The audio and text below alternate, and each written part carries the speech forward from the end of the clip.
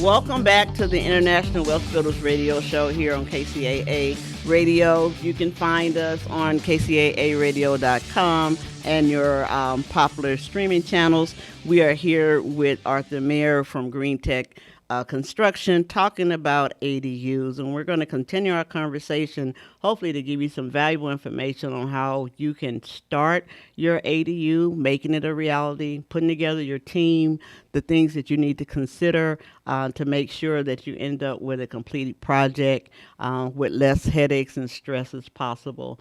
So, Arthur, again, we were talking about the different things that can be included in the ADU proposal, things they need to watch out for. Anything else? Can you tell us some interesting stories that you've found here? Give us some lessons of things to summarize all this knowledge that you've given us. If there's one thing I've learned in this industry is just be prepared for contingencies, because there's always stuff that comes out. Maybe a line gets hit while you're trenching, or you find out, the way the plans are drawn or how you're tying into the existing house is just not working out, or you want to make changes. I think what's really important for people is when they're budgeting for an ADU to have a contingency.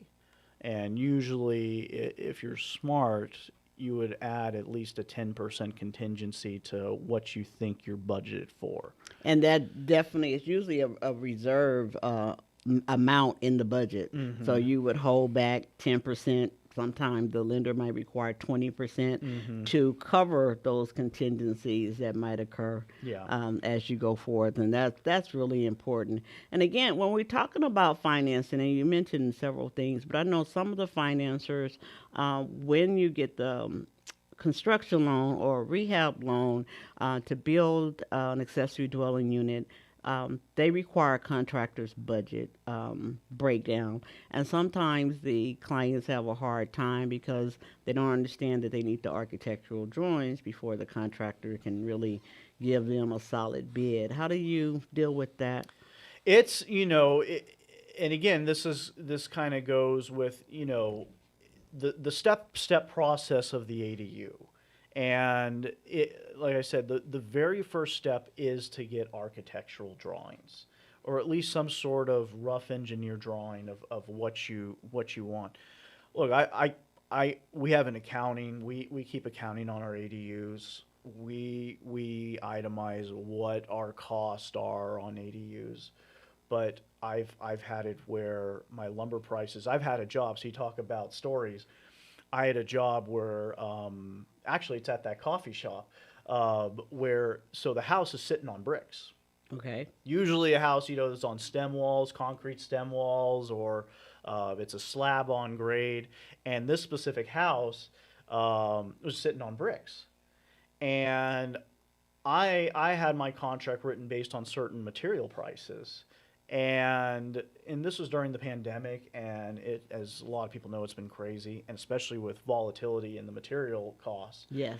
I had $6,000 of material for lumber for the job, shot up to $14,000. Wow, over double.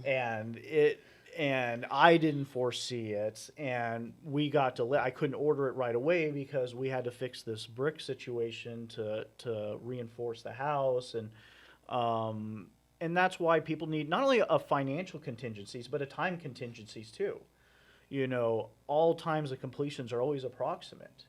You may reach a bad inspector that says, "Oh, well, the plans, I need this shown on the plans." You need to go back to the city, redo the plans, and resubmit to the city. That happens. And that happened to me in Ontario. I was using someone's planner who drew these plans, didn't draw the plans right. So, and in a lot of cases, he's like, "Okay, we'll just revise the plan and you're okay." Just be ready for those contingencies. If it's money or time, don't shoot your contractor in the foot if he takes an extra month or two. If you can't get a hold of him, okay. If he's not trying to move in a timely manner, okay. Right. But if your contractor is trying to do the work, or whoever you're working with is trying to do the work for you, understand that there's going to be delays sometimes. Okay. So, Arthur, if people are interested in building an accessory dwelling unit or any type of real estate development opportunity here in the Inland Empire, how can they get in contact with you? Well, reach me by email or phone. My email is arthur@greentek, spelled GREENTEK, hyphen, that little dash sign, construction.com.